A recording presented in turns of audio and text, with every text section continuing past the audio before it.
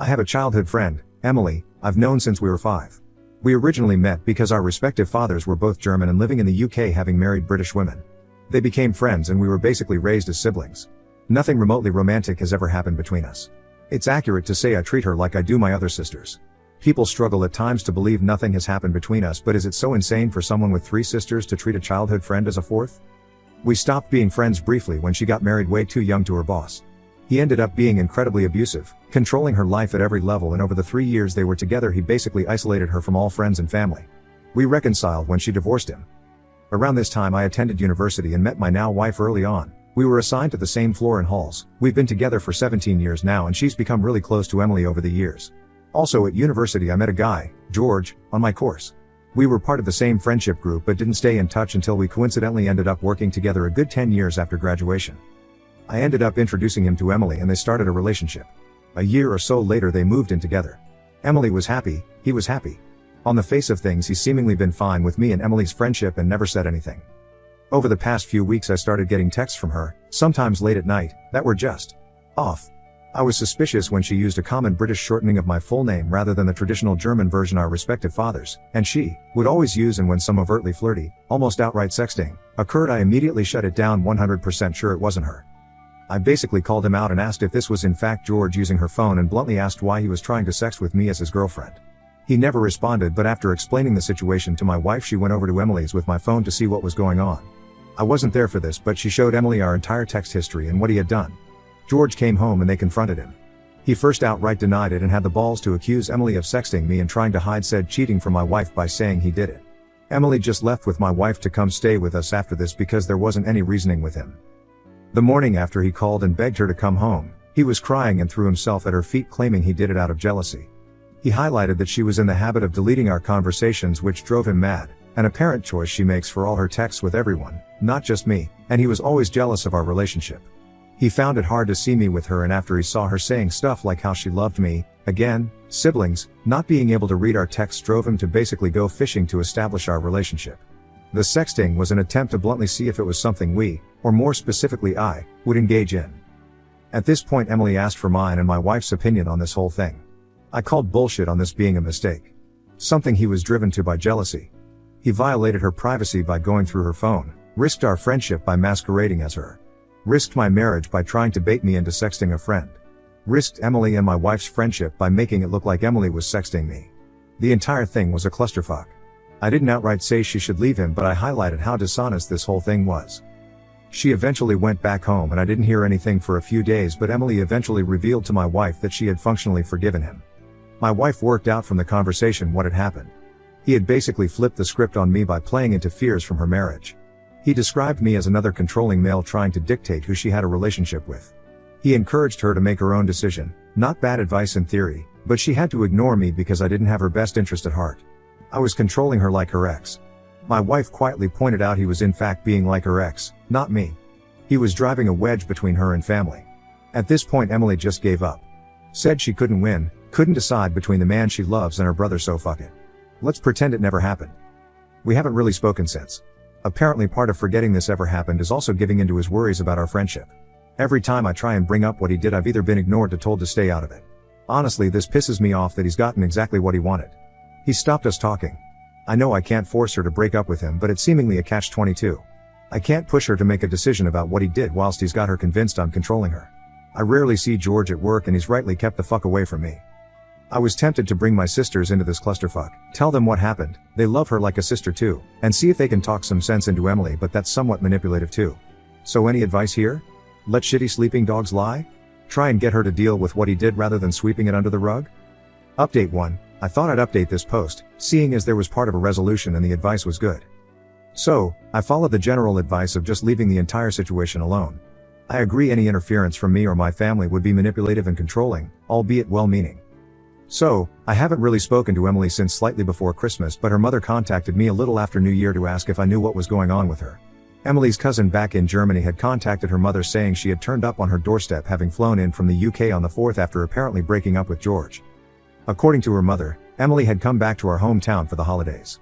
She brought George and at some point they ran into her ex-husband at the pub. For context, we grew up in a tiny village in the arse end of nowhere. There's literally nothing to our village but a pub, a post office and small supermarket. Her ex still lives where we grew up. So this is all information relayed to me via Emily's mother, but apparently at some point George approached Emily's ex-husband and asked for some advice. George is familiar with the story of their relationship and know how controlling he was, and why they divorced. Somewhat to her ex-husband's credit, he apparently refused to answer any questions and quietly approached Emily's mother to relay what he had asked. Now this is according to him, and George denies it, but he said George asked him how to handle me in terms of my friendship with Emily. I've no idea what Emily's ex-husband's motivation was here, but they've been divorced for a decade now and he hasn't contacted her in this time, so I'm inclined to believe it wasn't further attempts at interfering with her life. Maybe it was actually manipulation. Maybe in the decade since they've divorced he's become a better man. Who knows? We're all inclined to believe that is what was asked, despite George denying it, because how else would her ex-husband know he had an issue with me recently? He isn't in contact with anyone who would know about the recent issues. Also, to be honest, the ex never had an issue with me. He saw me as a child, despite being the same age as his then wife, and constantly called me kiddo and asked how school was. It would be a very specific shot in the dark on his part to assume George had an issue with me without George saying so himself. So, her mother told Emily what George had tried to do and pointed out that her boyfriend is now trying to emulate her ex-husband's behavior and encouraged her to confront him over this and also what happened over the last month rather than ignoring it. Nobody was privy to the discussion they had, but he left sometime after it to return to their shared home and she stayed with her mother, saying they had broken up.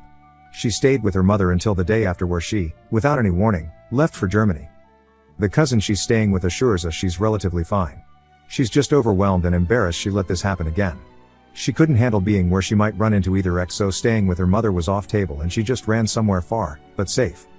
I still haven't spoken to Emily. I've sent her a message with some condolences and reassurance she will always have a home here in the UK. I've decided to continue to give her space whilst making it clear I am there for her. She hasn't responded, but I assume this is just out of awkwardness over what happened and how technically George was once my friend. He hasn't spoken to me either and I haven't seen him at work at all. So yeah, not a happy ending per se. It shouldn't have taken her abusive ex getting involved for a resolution, but as people predicted, George was being abusive and he would repeat that behavior. I suppose it was relatively painless that he showed his true colors so emphatically without much further abuse. This could have dragged on. Thanks for the advice. Me staying out of it didn't make this any easier for her, but it probably avoided making it worse. Update 2. I jumped the gun a little with the previous update, and looking back I hadn't actually spoken to Emily and it was all second-hand information. TL, DR of everything so far is my childhood friend, Emily, then boyfriend, George, sexted me as her to try and see if anything was going on between us. After being confronted, he approached her abusive ex-husband and she left him, realizing twice now she's fallen for abusive men. Given this whole thing has now been entirely sorted in the 3 months since it happened, I thought I'd actually give an actual full resolution. So, Emily came back to the UK just before the country was locked down and moved in with us, reluctantly. We grabbed some beers, and played Divinity 2, whilst we hashed out exactly what went down from her perspective. I apologized for going behind her back and speaking to her mother about it all. Situations like this are never helped by information being relayed through other people, and I asked if she wanted to go through it all start to finish. Basically, she buried her head in the sand the day she found out he had been trying to sex me as her. It was just too much. She couldn't win. She either lost the man she loved, and the lifestyle she had, or lost her brother. I assured her she'd never lose me, but she revealed she low-key hated the fact she let herself be taken advantage of like this twice and couldn't face me having not listened to my advice. She also mentioned that breaking up with him would inevitably land her on my doorstep for support, and that made her feel bad also, hence escaping to Germany and not talking to me about this. This went deeper and she opened up about her insecurities, how she regretted never going to university, instead marrying her abusive ex-husband, and how she feels like an accessory to other people's happiness. She saw me and my wife, a power couple, as she put it, and just felt so small by comparison. She did love George, but leaving him would leave her with functionally nothing again, and she couldn't handle that. We talked about this a lot. I revealed I aware my support of her could be a problem. I was feeling like I had made their relationship awkward by being so involved in her life. It might have been hard for George feeling like her boyfriend whilst I was there picking up her tabs, doing the DIY and basically acting like a father coddling his child. I asked if my, with retrospection, financial support of her tied into this feeling of inadequacy, like I was dragging her along for my ride, and she said it was a problem. She felt trapped when the relationship ended because she had no independence or true control. Whilst I would never use my position to control her, she would still be living by someone else's good graces. She felt she needed to stand on her own 2 feet, be her own woman rather than relying on a man, no matter how much she loved and trusted him. That way her decisions would be her own, rather than under some level of duress. In the same way a child wants independence from her parents, she feels she finally needs independence from me. So we came up with a game plan. Now the lockdown has obviously made this harder. She is still living with me and my wife currently, but the plan is she's going to go back into education. She was capable of attending university, had the qualifications, but decided not to due to marriage. My financial security was really born of an inheritance I had after my father died, life insurance. I used to not have to worry about rent during my extended time in education and early career. I bought a small flat with it I still own. I've decided to pay it forward and put her in a similar situation by letting her use my flat, which is currently unoccupied because it's only been rented to students due to its proximity to 2 universities. Yes, this is me financially supporting her, but in a strictly limited way. No more covering errant bills, paying for holidays, or footing the bill when we socialize. She will not pay rent, but she will cover all bills on the flat, and she moves out the moment she's in work. She didn't love the idea of me owning her home, but I called it my last act as that guy in her life, the pseudo-brother/father/sugar daddy/best friend. After this we'll just be independent siblings/best friends. She will be moving soon, we'll need her room after all since my wife is now 5 months pregnant. Turns out she's been pregnant since late December and all this started. As for George, he swears up and down he never asked the ex-husband to handle me. He claims he asked how to be fine with me. It wasn't seeking advice how to deal with me. It was seeking advice how to be fine with me the way her ex-husband was. Could be true, who knows? It's irrelevant ultimately. Though we recently found out George moved a girlfriend into the house him and Emily used to share, and here's the kicker. It's a long-time friend. Emily is fairly certain he never cheated on her, but she out loud laughed when she found out he's romantically living together with a long-time friend 3 months after the breakup. The dude's insecurity was likely born of his own feelings for a friend. He was getting close with a girl he was friends with, so he projected that onto me and Emily. Edit, just to clarify, because this paints a picture I don't intend. I don't pay all of Emily's bills, nor for her stuff and holidays. She doesn't want independence from me specifically, she wants independence full stop. She went from her parents, to her now ex-husband's, and then spent about a decade living paycheck to paycheck before meeting George and living largely off his money. She has no real qualifications and her current line of work has limited prospects. The things I do for her come in 2 categories, and the lack of clarity between the one-offs and the consistent things made it look like I pay for her entire world. Firstly, there's the trivial stuff I do consistently that I'm stopping as a massive overreaction to George. Logically it's fine that a brother and his wife do these things for his sister, but they weirdly make her uncomfortable, and it obviously made her ex uncomfortable.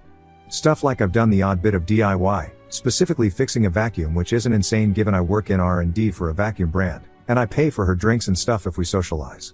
I'm stopping all that trivial levels of support largely at her request to ease her discomfort at being subsidized by me. It's a pride thing. This might also help with any jealous boyfriends wrongly assuming because I pay for her cinema ticket along with my wife we're secretly Mormon. The second category were the big, one-off, things like paying that bill or buying plane tickets. Things I did in a crisis and or out of extreme generosity once. She wants to be able to be safe during shit like COVID without needing to live with me. She wants to be able to break up with a guy and be okay alone rather than crashing here. She wants to be able to fuck up a meter reading on her electricity and weather the silly bill that comes without me paying it. That happened once. I'm not gonna stop doing these things entirely. An emergency is an emergency. We won't let her come to any harm, but instead we're gonna try and make it that she doesn't need me to do these things via an education and hopefully a better job. So yeah, I don't pay for her entire life. I just muddled some big things I've done in an emergency in with some trivial brotherly support. Now on to the next story. Story 2. Wife cheated on me with my own uncle during a family crisis, but I took my revenge by doing this. My partner and I have been together for 5 years, though we had recently gotten married. We actually met on a blind date that one of our mutual friends set us up on. I was new in town and I didn't know anyone, so I jumped at the opportunity to meet someone. At the very least, I figured if there wasn't a romantic connection I would possibly make a new friend. Though, I was lucky when there was a strong romantic connection between my wife and I. She joked with me on the date that our mutual friend had always been trying to play matchmaker with her, but it never worked before. She spent the night and from there, it was like she never left. We were completely inseparable from each other. I really thought that I found my best friend when I met her. That's what makes all of this so much harder on me. I was estranged from my family at a young age and I had to work through a lot of complicated feelings toward them. My father was abusive toward me and my siblings and I decided I didn't want anything to do with it. I was the only one to leave the family and there was a lot of resentment toward me because of it. Even though I hated my father for what he did, there was still a part of me that loved him. It was very complex and hard to discuss with people. I shared everything with my wife and she supported me through a lot of things early on in our relationship. About 6 months ago I found out that my father had died. He was in a bad car accident and it took the entire family by surprise. I was saddened by the news, but I also felt extremely guilty for having cut him off. My wife and I went back to my hometown to attend the funeral. While we were there I was ignoring her a bit, not on purpose but because I was very sidetracked with my familial problems. My siblings and my mother were very cold toward me after I abandoned them. We had a lot of things to work through and I intended on trying while I was there. That left my wife alone in town for quite a while since we were there for about a week and a half.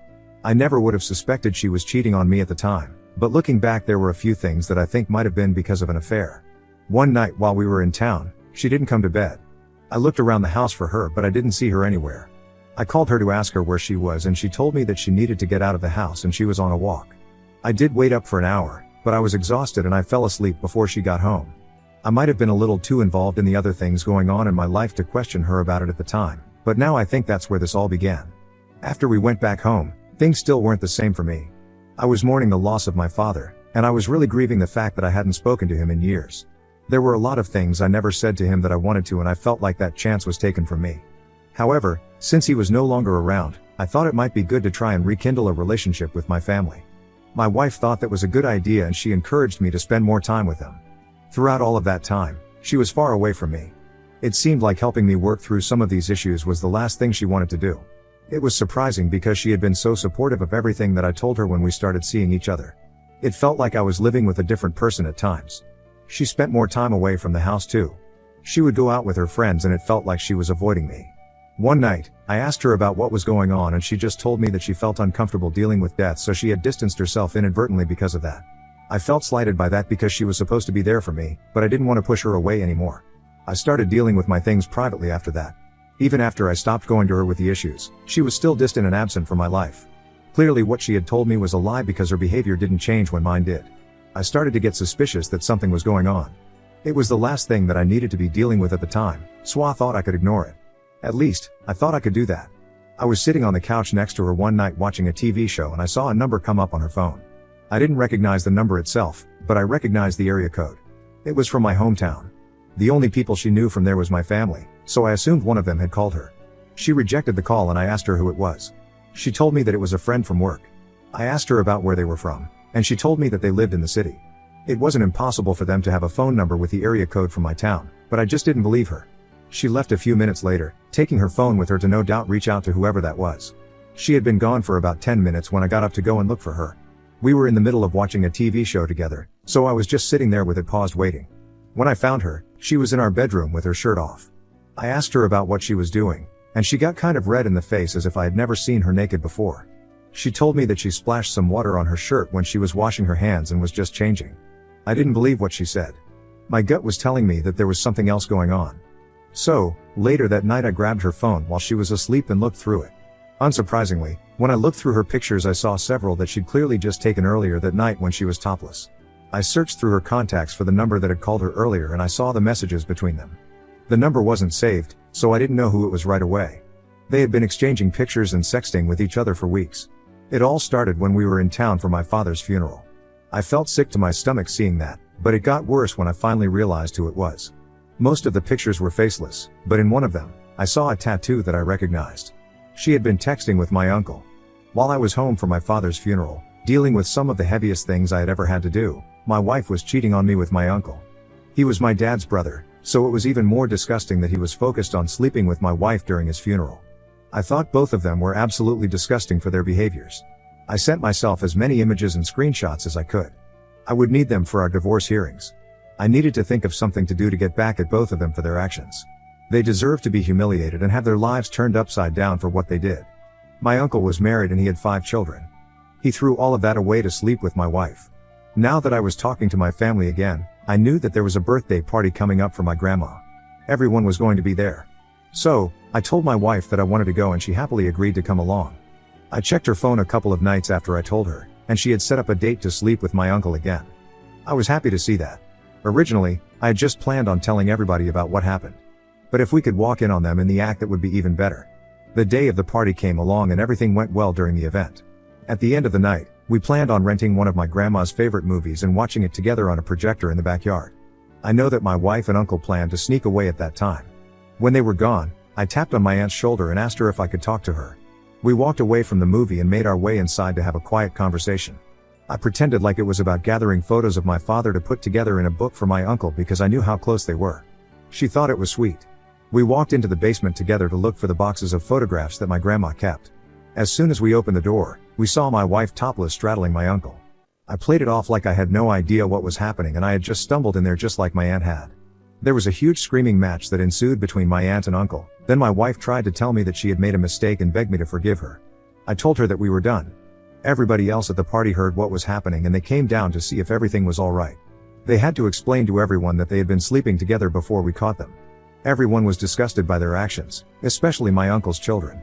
They were both kicked out of the house that night. Hopefully, they at least thought about how foolish they were. My aunt ended up divorcing my uncle and is now selling the house she was awarded in the divorce. She doesn't have to split any of the profit from that with my uncle. I ended things with my wife and she got nothing from me. I had been burned by my family in the past, so I was smart enough to get a prenup. Every now and then, she'll text me when she's drunk and try to get back together with me. There isn't a chance in hell that I would ever do that.